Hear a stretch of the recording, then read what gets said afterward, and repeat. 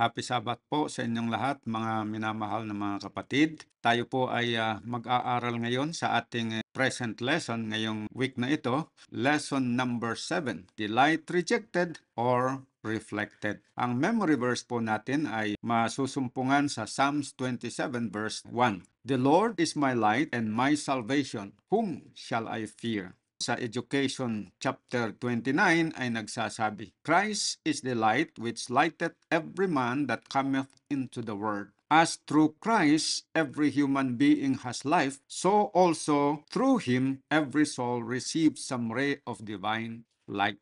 Yung tinutukoy ni David na Lord, tandaan natin na yung Lord dito ay capital letter. Ibig sabihin, hango ito doon sa personal name of God na kung i-pronounce ay Yahweh or Jehovah. Tumutukoy po sa ating Panginoong Heso Kristo. Kaya sabi po dito sa Education 29 na Christ is the light which lighteth every man that cometh into the world. So dito pa lang po sa title ng ating lesson ngayon, maintindihan natin na tayo na mga tao ay may dalawang opsyon na pwede nating pagpipilian o pwede nating gawin. Panguna, we can choose to accept Jesus Christ as the light of the world and the light of our life and reflect Jesus' character in our life, or we may choose to reject Christ as the light of our life. Yun po yung pinaka-lesson na gusto ng ating Sabbath School lesson na maikintal sa ating isipan na piliin po nawa natin si Kristo na siyang ating liwanag at salvation o kaligtasan. Nang sa ganon ay hindi po tayo matatakot sa sinuman. Tayo ay dadako ngayon po sa ating subtopic number 1, the light prophesied. Ang tanong, how did the Holy Spirit refer to Jesus through Isaiah? Sa Isaiah 49 verse 6 ay ganito ang ating mababasa. Tandaan natin na nung isalaysay o isulat ni Isaiah ito, hindi po yun nanggaling sa kanyang sariling kaisipan, kundi ito po ay nagmula sa Diyos sapagkat siya ay kinasihan. He is an inspired person. And he said, It is a light thing that thou shouldest be my servant to raise up the tribes of Jacob and to restore the preserve of Israel.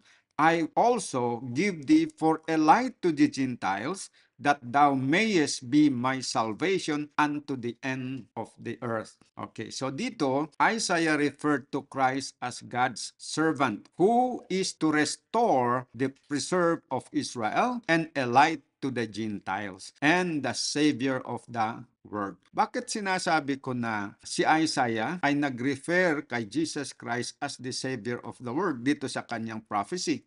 Sapagkat yung last portion ng verse, sinasabi dito, that thou mayest be my salvation unto the end of the earth. Yung end of the earth dito, kung babasahin niyo po sa Bible, ay hindi po yung parang katapusan ng mundo, hindi po yan. Kundi it refers to the surface of the earth. At ano ang nandito sa surface of the earth na nangangailangan ng kaligtasan? Walang iba kundi tayo na mga tao. Kaya po, sa John chapter 4, verse 42, sinasabi doon na si Kristo po ay Savior of the world.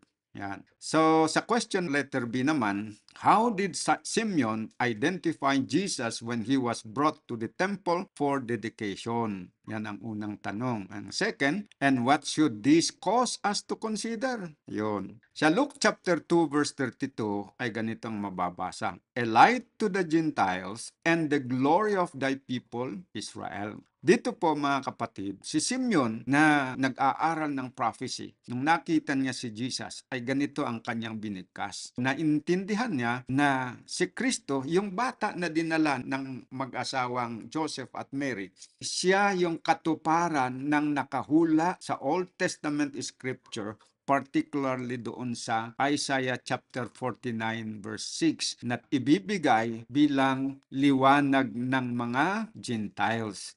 Kaya dito po, babasahin natin sa Desire of Ages, page 465. The aged Simeon in the temple where Christ was now teaching had spoken of him as a light to the Gentiles and the glory of thy people Israel. In these words, He was applying to him a prophecy familiar to all Israel. By the prophet Isaiah, the Holy Spirit had declared, "It is too light a thing that thou shouldest be my servant to raise up the tribe of Jacob and to restore the preserve of Israel. I will also give thee for a light to the Gentiles, that thou mayest be my salvation unto the end of the earth." This prophecy was generally understood as spoken of the Messiah. And when Jesus said, "I am the light of the world," the people could not fail to recognize his claim to be the promised one.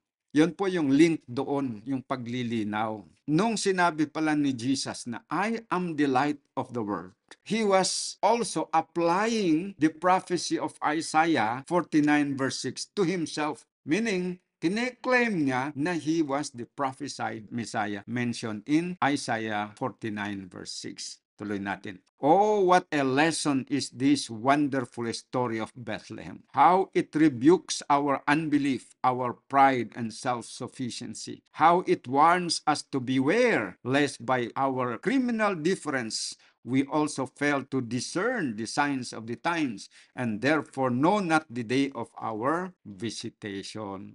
Tayo ay dadako dito sa subtopic number 2. The light rejected. Sino nga yung light na pinag-uusapan dito sa ating lesson? Sabi ni Jesus, "I am the light of the world." How did the Jewish leaders react to Christ's mission? John chapter 1 verse 11, "He came unto his own, and his own received him not."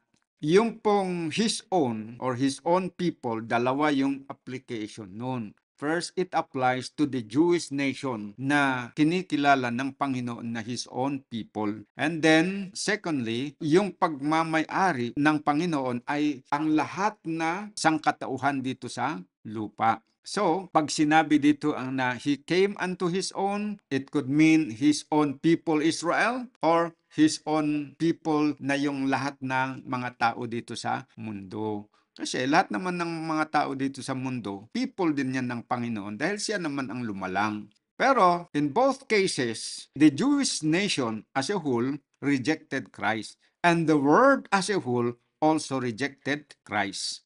Sa case ng Israel, it was through the leaders that the Jewish nation rejected Jesus as the Messiah. The Pharisees therefore said unto him, "Thou bearest record of thyself. Thy record is not true." Tandaan natin na when Christ said, "I am the light of the world," He was alluding to the prophecy of Isaiah na yung Messiah to come is to be a light to the Gentiles. Ngayon, by claiming that He is the light of the world, He is claiming na He is the fulfillment of that prophecy. Pero, ayon sa mga Pharisees, sabi nila, your record or your testimony is not true. Hindi totoo yung sinasabi mo na ikaw ang prophesied Messiah. Yun po ang ibig nilang sabihin doon. They rejected Jesus as the light of the world or the promised Messiah. Dito po sa Spiritual Gift Volume 4, page 117, the whole life and teachings of Christ were continual lessons of humility, benevolence, virtue, and self-denial. This was a continual reproof to the self-righteous, exacting spirit manifested by the Jews. Satan led them on until they seemed to possess a frenzy at the mere mention of the wonderful works of Christ, which were drawing the attention of the people from them. They at length made themselves believe that he was an impostor, and any means they could devise to get rid of him would be a virtue in them. Talagang when Jesus was here on earth to perform his role as the Messiah, the Savior of the world, the Jewish nation, through the leadership of the Pharisees, they have rejected Christ as their Messiah. Letter B, what clear explanation did Jesus provide to the unbelieving Pharisees? Yet how did they respond? John chapter 8 verse 14 to 18. Jesus answered and said unto them, "Though I bear record of myself, yet my record is true. So, kinounteract ni Jesus Christ yung statement ng mga Pharisees, my record is true. So, lininaw niya na hindi siya nagsisinungaling, kundi siya ay nagsasabi ng katotohanan. For I know whence I came and whither I go, but ye cannot tell whence I come and whither I go. Ye judge after the flesh, I judge no man. And yet, if I judge, my judgment is true.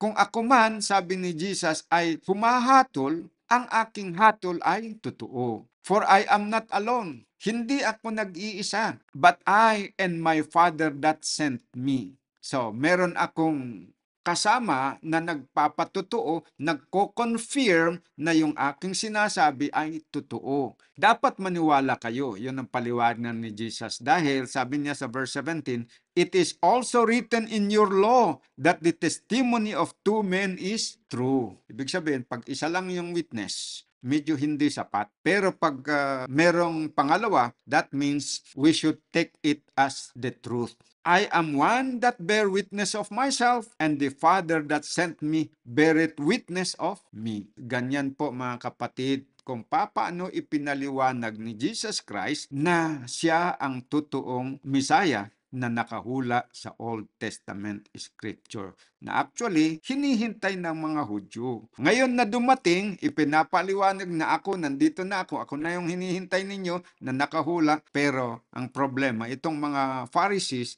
ayaw nilang tanggapin. Kasi 'di ba nung nabinyagan si Jesus Christ, nagpatutuo yung Ama. Anong sabi niya? This is my beloved Son, in whom I am well pleased. Hear ye him. Narinig ng mga Pharisees, although hindi lahat ng mga Pharisees, mga leaders in Israel, ay present or eyewitness doon sa pangyayari, but many of them were present at narinig nila. And then, kinuwento naman nila doon sa mga kasamahan. Kaya alam ng mga leaders yung patutuo ng Ama. Yung boses mismo ng Ama, narinig ng mga tao na this is my beloved Son, sabi niya.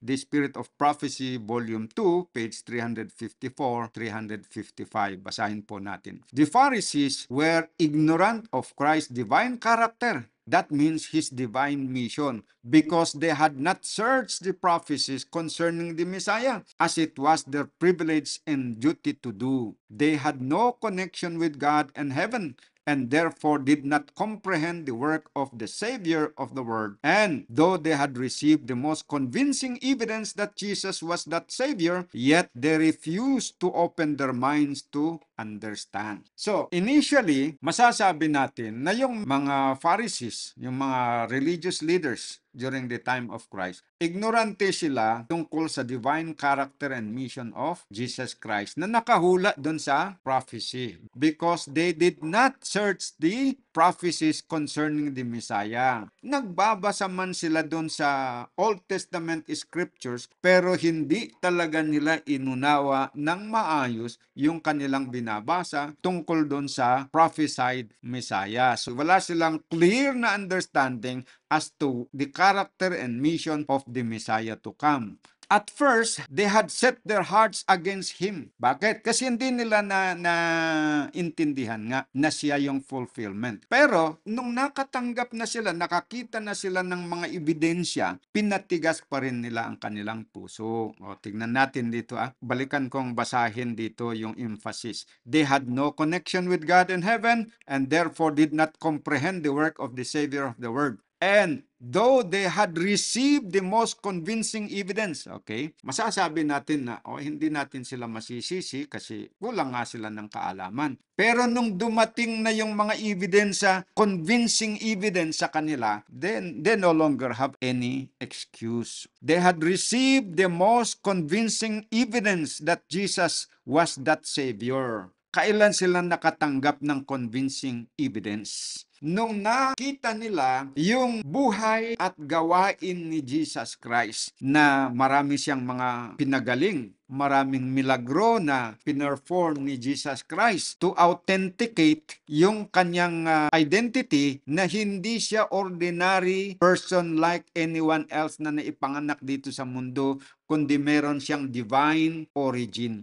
Nalaman din nila na yung pagkabuntis ni Mary, it preceded the consummation of her marriage with Joseph. Tandaan natin na nalaman nila yung story bago si Mary ay nagkaroon ng intimate relationship kay Joseph, nabuntis na siya. Kaya nga si Joseph at that time, nung nalaman niyang buntis at alam niya na wala silang intimate relationship, nagdududa na siya na hindi niya talagang anak yun. So, gusto niya noon na hiwalayan secretly si Mary dahil nandun pa sila sa period ng betrothal, yung 1 year na betrothal. Ganito kasi ang marriage ng mga Hudyo nung araw. Yung first stage ng marriage nila is yung betrothal period. Kung baga sa ngayon is engagement. Tapos, within 1 year ay hindi sila magsisiping, hindi sila magsasama. They will not have an intimate relationship. Parang part ng observation period. At the end of 1 year, sa kanila yon i-finalize yung kanilang marriage and consummate their marriage. Pero within this betrothal period, they are still considered as husband and wife. But with the option na kung any of them, yung babae o lalaki, will cheat, pwedeng hindi ituloy yung marriage. Yon ang mga evidences na i-present doon sa mga dumating sa kaalaman nitong mga Hudyo.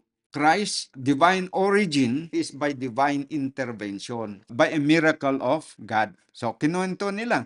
Na-convince naman ito si Joseph dahil in a dream ay pinaliwanag ng anghel na tanggapin mo siya kasi yung ibinubuntis niya, it is through the power of God na he was able to conceive. Nalaman ng mga Jewish leaders tungkol doon. Pero yun nga, binatigas nila yung kanilang puso. Dagdag pa doon, nung nagsimula na siya sa kanyang ministry, maraming mga miracles ang ginawa niya na kung titignan mo, an ordinary Jew cannot perform. Only someone who is authorized or empowered by God ang pwedeng makakagawa ng ganon. So that supports the claim na si Jesus, siya yung Messiah. Pero ano nga yung sabi dito? They refused to open their minds to understand. Yun ang problema. So they rejected the light. Their hearts had grown harder until they were determined not to believe or accept Him.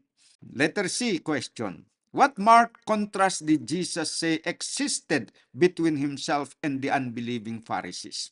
John chapter 8, verse 19 to 23. Then said they unto him, Where is thy Father? Jesus answered, Ye neither know me nor my Father. If ye had known me, ye should have known my Father also. These words spake Jesus in the treasury, as he taught in the temple. And no man laid hands on him, for his hour was not yet come. Then said Jesus unto them, I go my way, and ye shall seek me, and shall die in your sins. Whither I go, ye cannot come. Then said the Jews, Will he kill himself? Because he saith, Whither I go, ye cannot come. And Jesus said unto them, Ye are from beneath, I am from above. Ye are of this world, I am not of this world. So ano ang contrast na sinabi ni Kristo between himself and the unbelieving Pharisees? Maraming contrast na binanggit ni Jesus dito.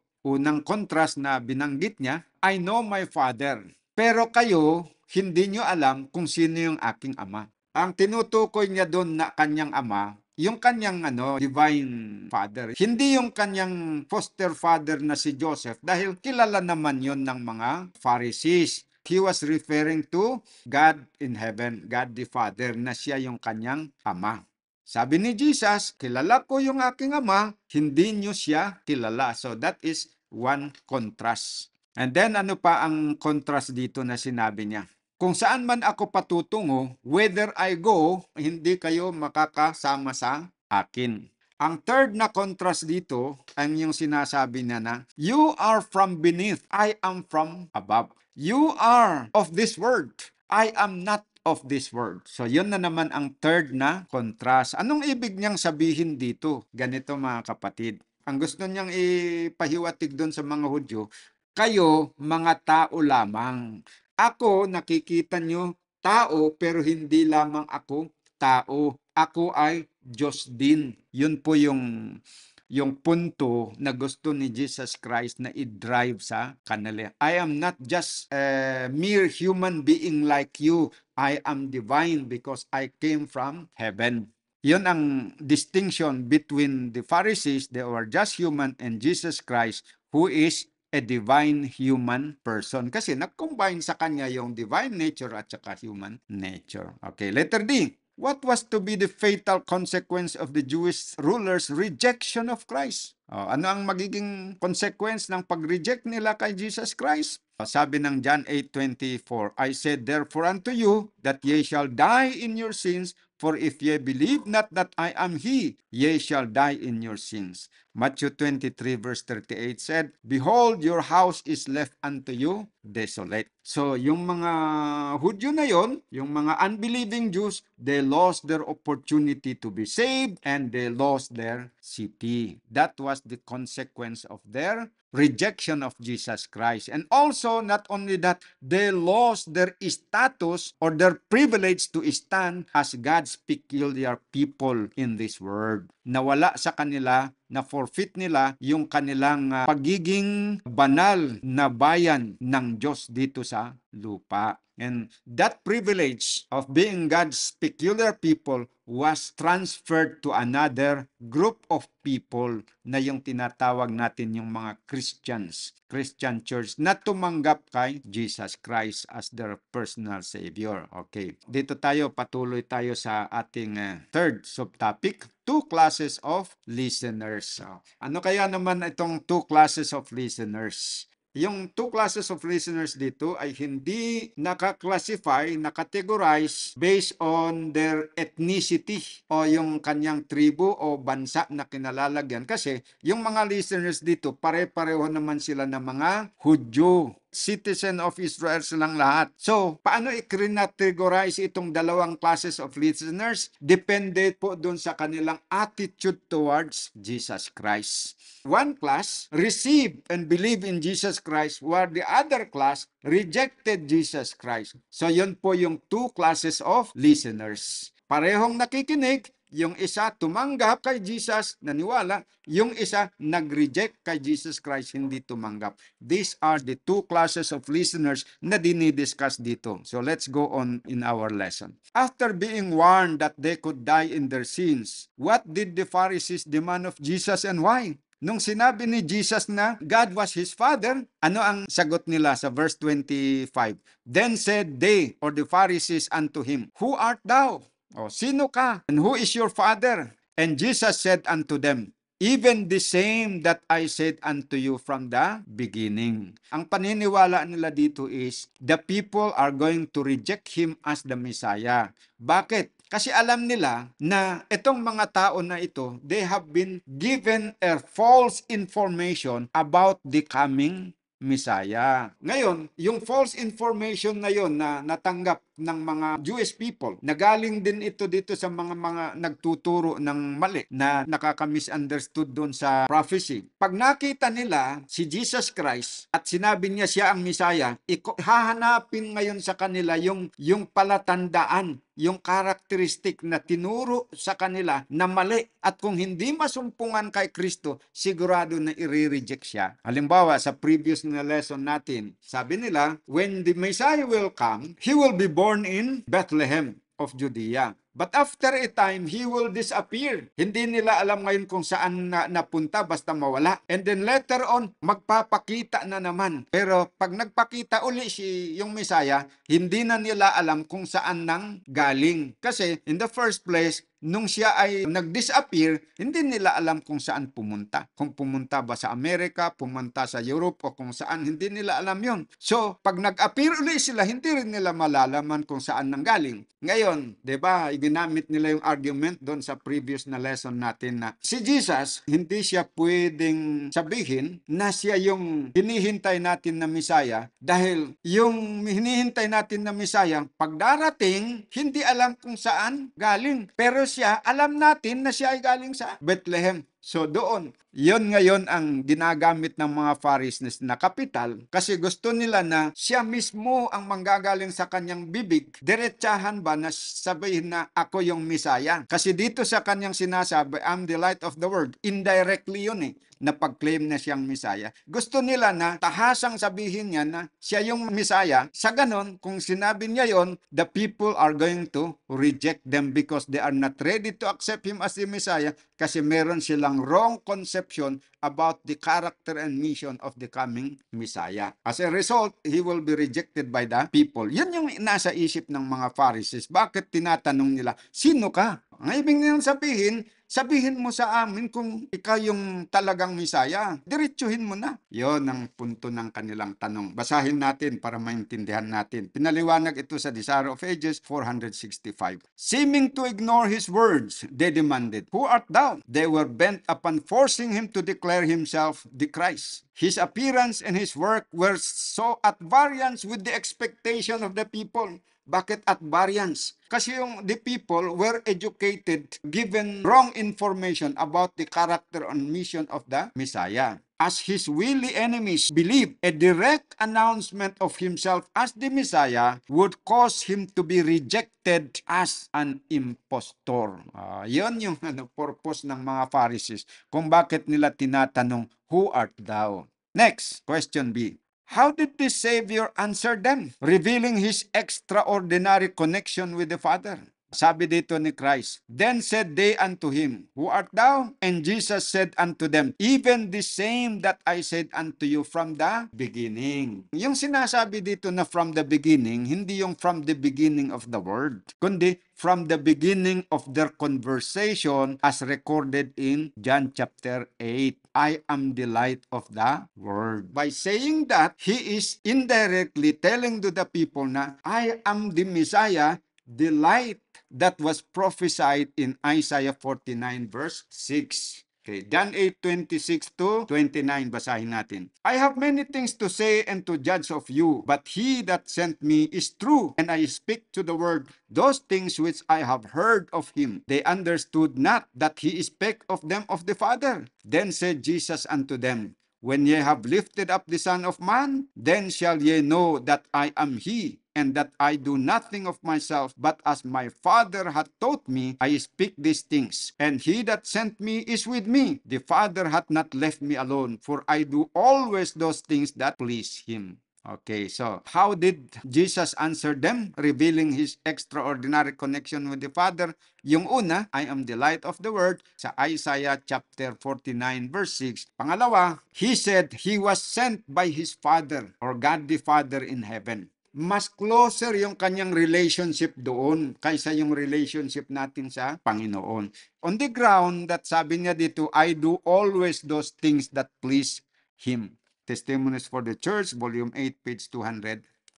Never did Christ deviate from loyalty to the principles of God's law. Never did he do anything contrary to the will of his Father. Before angels, men, and demons, he could speak words that from any other lips would have been blasphemy. I do always those things that please him. Day by day, for 3 years, his enemies followed him, trying to find some stain in his character. Satan, with all his confederacy of evil, sought to overcome him, but they found nothing in him by which to gain advantage. Yung mga tao na considered enemies o agents ni Satan, at saka even yung mga evil angels, they could not find in Jesus something by which to gain advantage over him. Ano yon?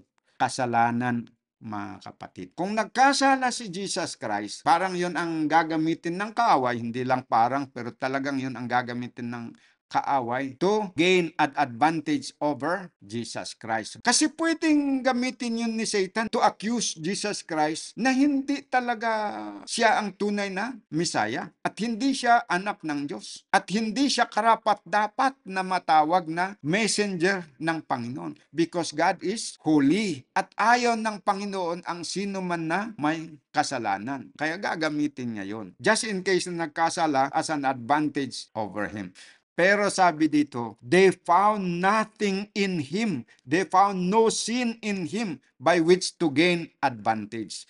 Even the devils were forced to confess, "Thou art the Holy One of Israel." Ayun, mga kapatid. So, yun ang lesson sa atin. Si Jesus, bagamat tinukso sa lahat ng mga pagkakataon na kagaya ng pagkatukso natin, in every point like us, pero may pagkakaiba yung buhay ni Jesus at saka yung buhay natin. Whether yung mga unbelievers o yung tayo na mga believers, may pagkakaiba. Ano yung pagkakaiba? Ang mga tao, tinukso, may panahon na nagtagumpay sila sa tukso, pero maraming panahon na bagsak sa tukso. Ibig sabihin, nagkasala sila. O although in some points, nung natukso sila, hindi sila nahulog sa pagkakasala. Pero in many cases, nahulog sa pagkakasala. Pero si Jesus, nung tinukso, pero never siya na nagkasala. Yun po yung isang pagkakaiba sa buhay ni Jesus Christ at saka sa buhay natin. And therefore, sabi dito, Satan and his agents could find nothing in him.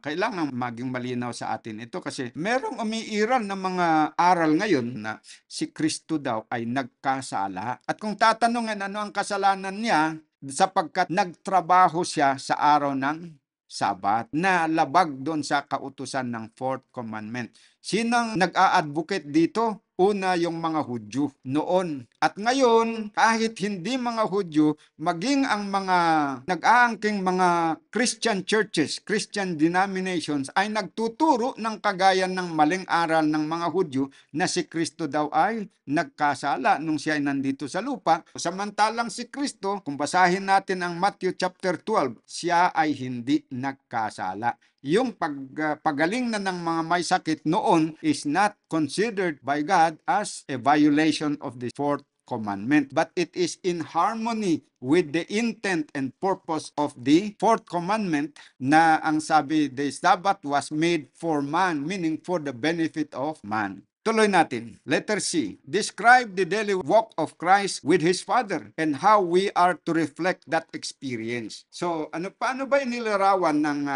Biblia yung araw-araw na paglakad, araw-araw na pamumuhay ni Jesus Christ? Ano ba yon? Nagkakasala, lumalabag, o sumusunod sa kalooban ng Diyos? Basahin natin. John 15 verse 10 sabi niya, "If ye keep my commandments, ye shall abide in my love, even as I have kept my Father's commandment and abide in His love." So yung personal testimony niya mismo ni Jesus Christ, ako po ay sumusunod sa kautusan ng aking Ama. Hindi siya lumalabag. Habit na niya yon, araw-araw niyang ginagawa yon. Kaya, he was abiding in His love. Nananatili siya doon sa pag-ibig ng kanyang Ama. Ang ibig sabihin, yung love relationship nila, hindi nababahiran, hindi nasisira. Bakit? Sapagkat hindi siya lumalabag sa kautusan ng Diyos. Nagpapakita na patuloy siyang nagmamahal sa Ama at patuloy din siyang minamahal ng Ama. Okay. Next, Ephesians 2 verse 4 to 6. "But God, who is rich in mercy, for His great love wherewith He loved us, even when we were dead in sins, hath quickened us together with Christ. By grace ye are saved, and hath raised us up together and made us sit together in heavenly places in Christ Jesus."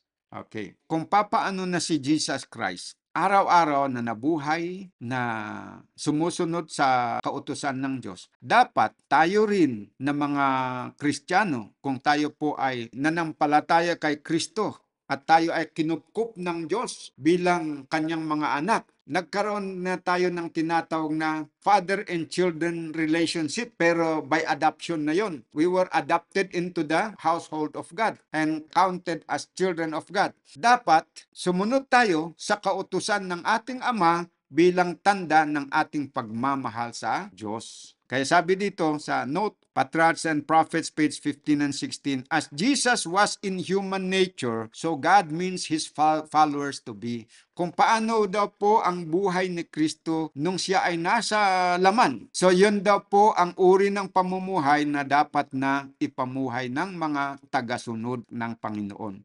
In His strength, we are to live the life of purity and nobility which the Savior lived. Meaning, ang halimbawa ng uri ng pamumuhay na dapat nating sundin ay yung uri ng pamumuhay ni Jesus Christ, na kung paano siya nagiging obedient to the will of God, obedient to the commandments of God, ganon din tayo dapat na mga Kristiyano na matatawag na born again Christians. The Father hath not left me alone, for I do always those things that please Him. O, yun ang tutularan natin. We should do always those things that pleases God our Heavenly Father. No storm of human or satanic wrath could disturb the calm of that perfect communion with God. Thoughts from the Mount of Blessing, page 15 and 16. So tayo dapat magkaroon din tayo ng ganun na pagpapasya to do always those things that pleases God our Heavenly Father. Bakit? Sapagkat siya ang unang umibig sa atin. Kaya dapat gantihan natin yung kanyang pag-ibig sa pamagitan ng pag-ibig din natin sa Kanya. Okay. Dito tayo sa subtopic number 4, delight reflected. Kanina, delight rejected. Pero hindi lahat ay nag-reject. Kaya meron dito light reflected. Sino yung nag-reflect doon sa liwanag? Yung mga tao na tumanggap sa liwanag, tumanggap kay Kristo as their personal Lord and Savior. Question A. As Christ spoke cutting truth to the Pharisees, how did His words affect sincere believers?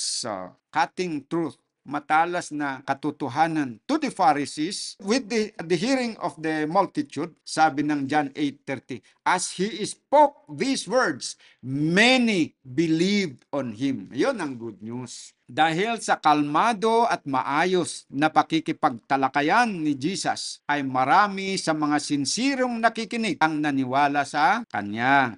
Ito ang lesson para sa atin, mga kapatid, na kung tayo ay makikipagtalakayan sa mga tao, lalo na sa mga religious leaders ng maraming mga sekta dito sa buong sanglibutan na iba't ibang pananaw at doktrina ang kanilang taglay, ay dapat tayo po ay kalmado katulad ni Kristo. Ito po ang binabanggit sa Signs of the Times, February 6, 1896. Pakinggan natin. Christ understood how to act in a calm, intelligent manner and to bring to note their plans to bring him into condemnation. Naintindihan ni Kristo yung kahalagahan ng kalmado at intelihente na pakikipagtalakayan sa mga tao. The words of the Lord were as sharp arrows that went to the mark and wounded the hearts of his accusers. Every time Christ addressed the people, whether his audience was large or small, his words took saving effect upon the souls of some of his hearers. Yung matalas na pananalita niya, matalas in the sense na sincero at totoo yung kanyang sinasabi. May kasabihan nga na truth hurts. Nakakapasakit ang katotohanan. Laging katotohanan ang sinasabi niya. Kaya, yung mga natatamaan, yung kanilang mga mali na gawa, nasasaktan siyempre sila. Pero, his words took saving effect upon the souls of some of his hearers.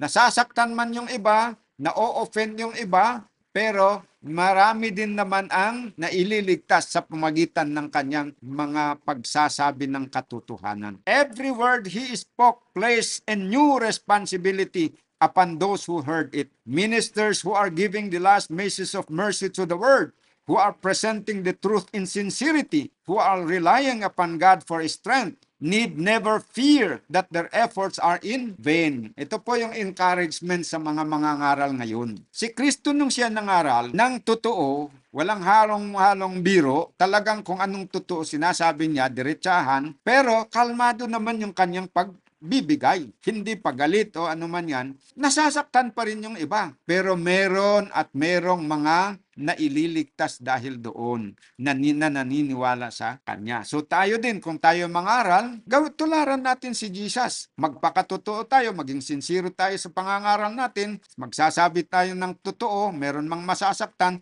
Pero sabi dito, sigurado naman na merong mga tao na maliligtas dahil maniniwala sila. Kaya sabi dito, ministers who are giving the last message of mercy to the world, who are presenting the truth in sincerity, who are relying upon God for strength, need never fear that their efforts are in vain. Hindi magiging walang kabuluhan yung kanilang effort. Dahil although majority may reject, but there will be those who will believe. Katulad din sa panahon ni Jesus Christ.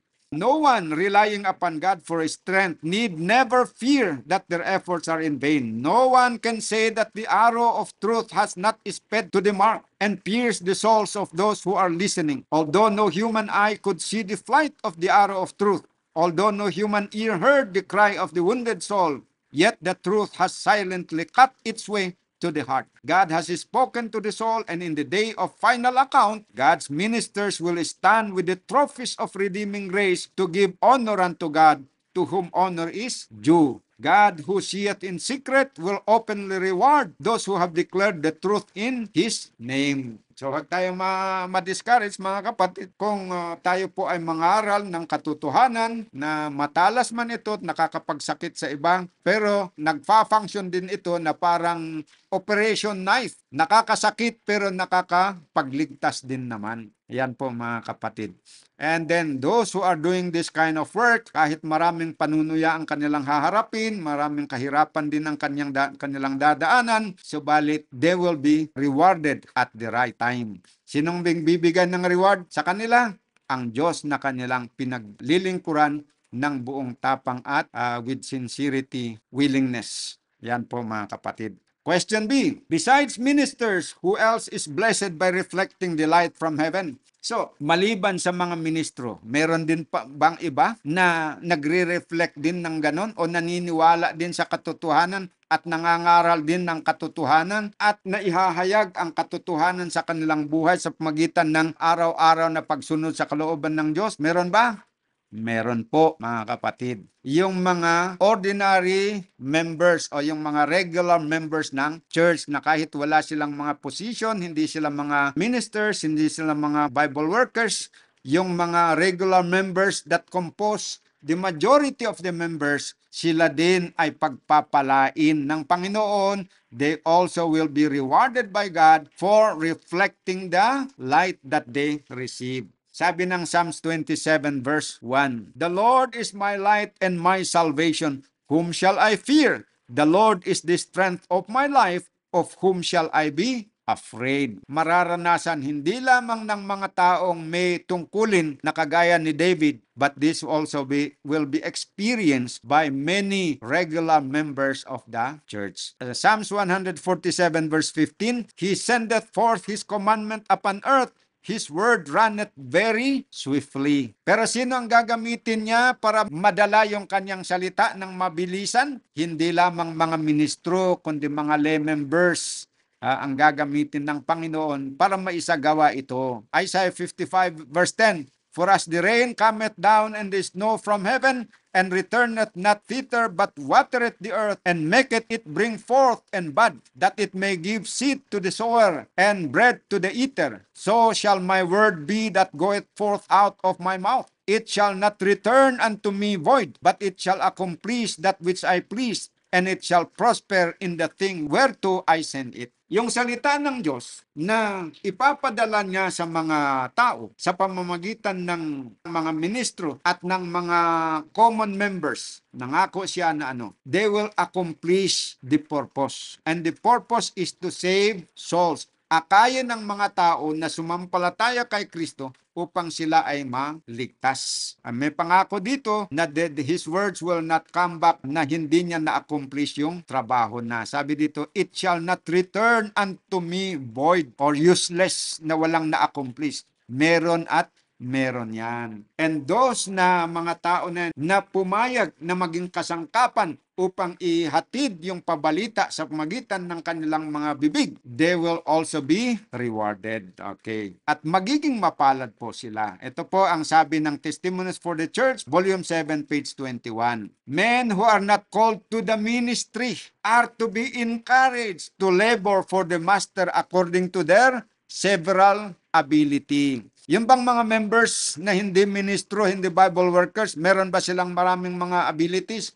Yes, meron. Yung iba nga dyan, marami pa silang ability na higit pa kaysa sa ability ng mga ministro at saka manggagawa. Pwede nilang gamitin yun for the glory of God and for the salvation of souls. Hundreds of men and women now idle could do acceptable service. Ito ang encouragement sa ating lesson mga kapatid. Para doon sa ating mga totality ng ating mga membership. Huwag po sana kayong matakot sa gawain ng spreading of the gospel dahil pwede po kayong makatulong yan.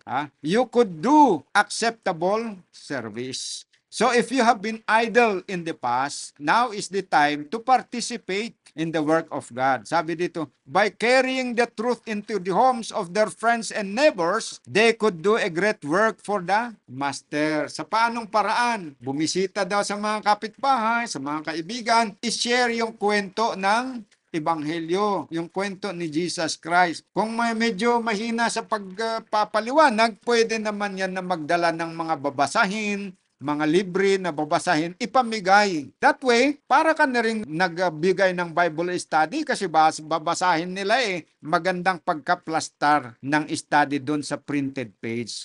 God is no respecter of persons. He will use humble, devoted Christians. Wala pong itinatangyang Panginoon. Sino man tayo, sino mang membro, may pinag-aralang mataas o wala, okay, mataas ang kanyang status sa lipunan o mababa, pwede po kayong gagamitin ng Panginoon. Isuko lang ninyo ang inyong sarili at magpagamit sa Panginoon.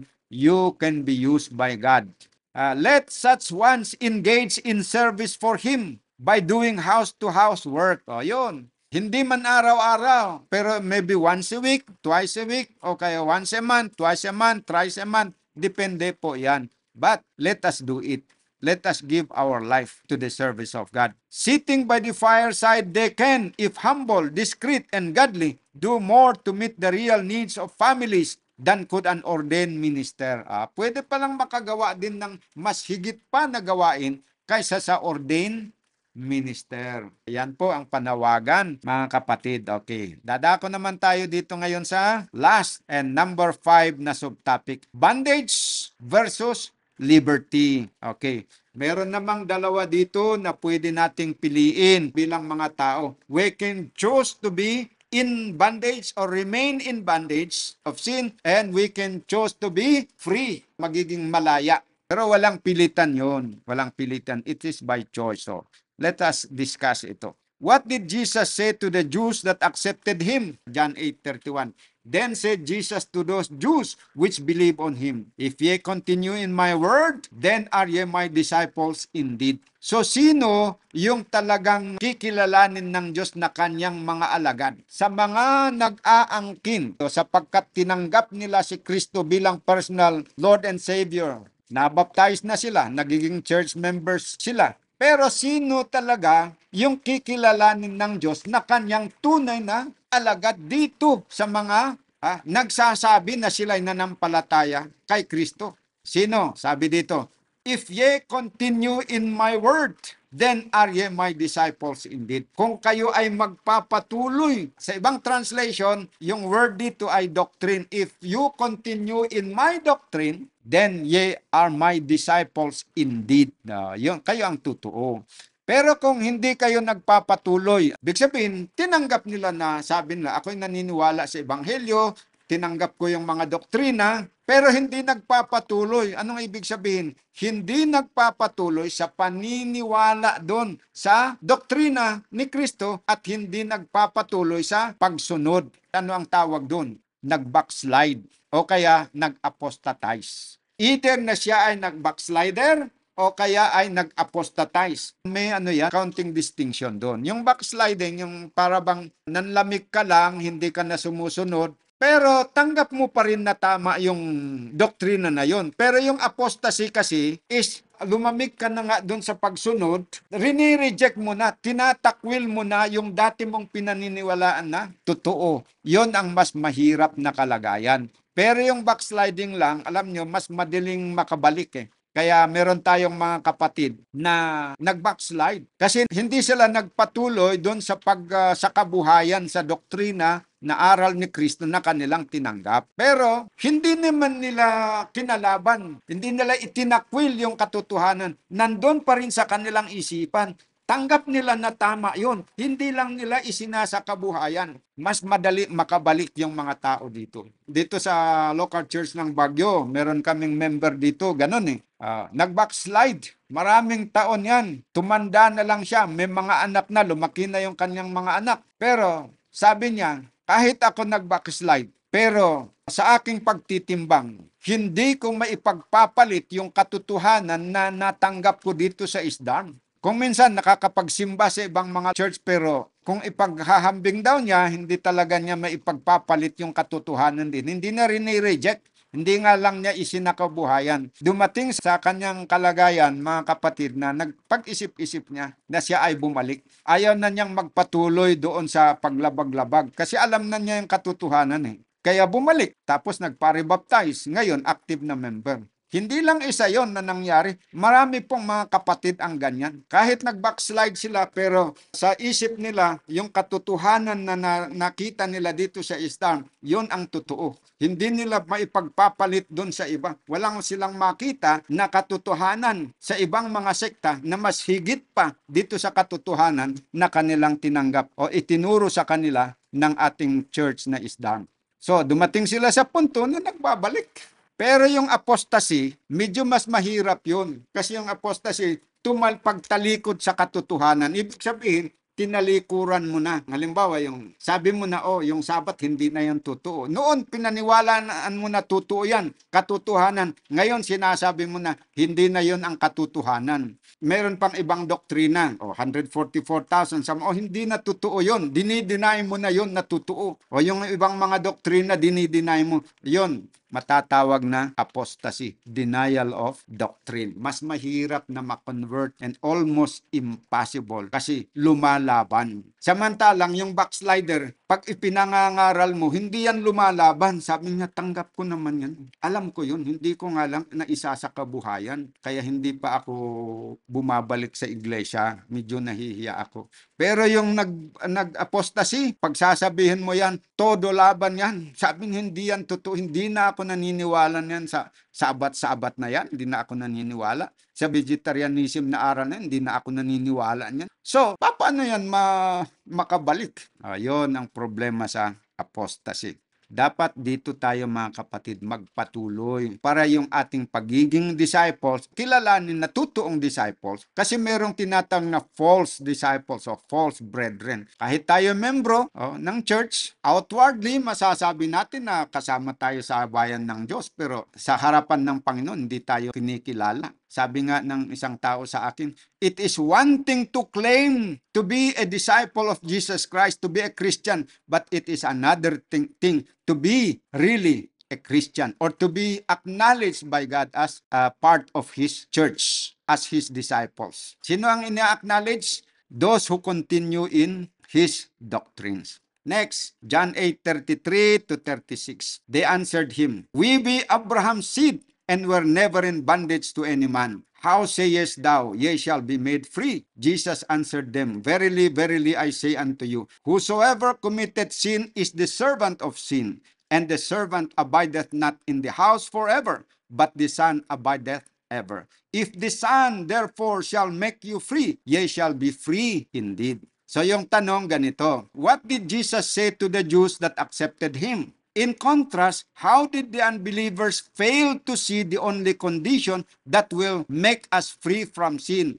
The only condition, ayon dito sa binasa natin, that will make us free from sin is to know and believe the truth. Kaya sabi nga doon, ye shall know the truth and the truth shall set you free. Diba? Pero yung truth na pinag-uusapan dito, hindi yung Ten Commandments na truth. Truth din yon pero hindi yon ang tinutukoy dito. Kundi Jesus Christ who is the way, the truth, and the life. Kasi sabi dito, paano ba na ang isang tao ay nagiging in bondage to sin and to the Satan? Whosoever committed sin is the servant of sin. Servant or in bondage to sin. Pero ano ang magpapalaya sa atin dito sa bondage of sin? Sabi dito sa 36, if the Son therefore shall make you free, ye shall be free indeed. Si Jesus Christ na katotohanan ang magpapalaya sa atin. Saan? Sa servanthood or bondage in sin. Yan po mga kapatid ang katotohanan dyan. Okay. Basahin natin ang paglilinaw dito para mas higit na malinawan tayo. Desire of Ages 4:6. The Pharisees were in the worst kind of bondage, ruled by the spirit of evil. Ano yung worst kind of bondage? When you are being ruled by the spirit of evil. Pero papaano ba na you are being ruled by the spirit of evil? Kapag ikaw po ay nahikayat na lumabag sa kautusan ng Diyos, then you are in bondage to evil. Bakit? Sabi nga ni Kristo dito, di ba? Whosoever committed sin is the servant of sin. Kaya kung patuloy tayong nagkakasala, ibig sabihin, patuloy po tayo na naging nasa bondage, prisoner of sin. And that is the worst kind of bondage. Every soul that refuses to give himself to God is under the control of another power. Sino daw ang under the control of another power? Yung mga kaluluwa na hindi pumayag na isupo ang kanilang sarili sa Diyos at magpasakop sa kapangyarihan ng Diyos. He is not his own. He may talk of freedom, but he is in the most abject slavery. Yung tao na hindi daw nagpapasakop, hindi niya isinusuko ang kanyang sarili sa Diyos, sa kapangyarihan ng Diyos, hindi nananampalataya sa Diyos, pwedeng niyang sasabihin na siya ay malaya. He is free to do anything he want, kaya malaya siya. But in reality, spiritually, he is in the most abject slavery and the worst kind of bondage because he is being ruled by evil spirit. He is not allowed to see the beauty of truth, for his mind is under the control of Satan. While he flatters himself that he is following the dictates of his own judgment, he obeys the will of the prince of darkness. Christ came to break the shackles of sin, every slavery from the soul. In the works of redemption, there is no compulsion. No external force is employed. Under the influence of the Spirit of God, man is left free to choose whom he will serve. Ang bawat kaluluwa ay malaya na pumili kung sino ang kanyang paglilingkuran, ang Panginoon ba o kay Satanas. Paano maglingkod sa Panginoon? Sumunod sa kanyang mga kautusan. Paano makapaglingkod kay Satanas? Lumabag sa kautusan ng Diyos katulad ng ginagawa ni Satanas na lumalabag. Paano po pala tayo makakaranas ng highest sense of freedom? Yung mataas na antas ng pagiging malaya o kalayaan. In the change that takes place when the soul surrenders to Christ. So pag nag-isinurrender natin yung ating kaluluwa, yung ating buhay kay Kristo, doon po natin malalanasan yung highest sense of freedom. Freedom from the guilt of sin dahil tayo po ay mapapatawad sa lahat ng mga kasalanan natin. Freedom from the power of Satan dahil the Holy Spirit will be given to dwell in us na siyang mag-guide sa atin para sumunod sa kalooban ng Diyos. Ganon po mga kapatid. Tuloy natin. True, we have no power to free ourselves from Satan's control. So totoo daw po na talagang sa ating sarili ay wala tayong sapat ng kapangyarihan para mapalaya doon sa kapangyarihan ng kasalanan o kapangyarihan ni Satan. Pero pwede nating piliin ang Diyos. At pag pinili natin na isuko ang sarili natin sa Panginoon, anong kanyang gagawin? Sabi dito, when we desire to be set free from sin and in our great cry, hingi tayo ng tulong. In our great need, cry out for a power out of and above ourselves. Humingi tayo ng kapangyarihan sa Diyos. The powers of the soul are imbued. Yung kapangyarihan natin daw, ano yung powers of the soul? Meron tayong physical power, meron tayong mental power. Yung mental power natin, yung power of choice, ano pa? Intellect, conscience, and will. Willpower. Yan yung mga powers of the soul. Okay, so anong mangyayari dito sa power of our souls? They will be imbued with divine energy of the Holy Spirit. So, pupuspusin tayo ng divine energy through the Holy Spirit, yung ating mental power, willpower natin, tapos yung conscience, intellect, at saka reason. And then, magkakaroon tayo ng enough na power para sumunod na sa kalooban ng Diyos. We will obey the dictates of the will in fulfilling the will of God. When our willpower is imbued by the power of the Holy Spirit, we can choose to do good and we will have the power, the grace to obey. Ayan. The only condition upon which the freedom of man is possible is that of becoming one with Christ. Sa paanong paraan na we become one with Christ? By surrendering ourselves to God through faith. The truth shall make you free. And Christ is the truth. So si Kristo yung katotohanan. Hindi yung law ang magpapalaya sa atin. Pero yung law na yon, kapag na-break natin, we will be in bondage to sin. But Christ will deliver us from that bondage of sin. And sabi dito, sin can triumph only by enfeebling the mind and destroying the liberty of the soul. Subjection to God is restoration to oneself, to the true glory and dignity of man. The divine law to which we are brought into subjection is the law of liberty. Okay.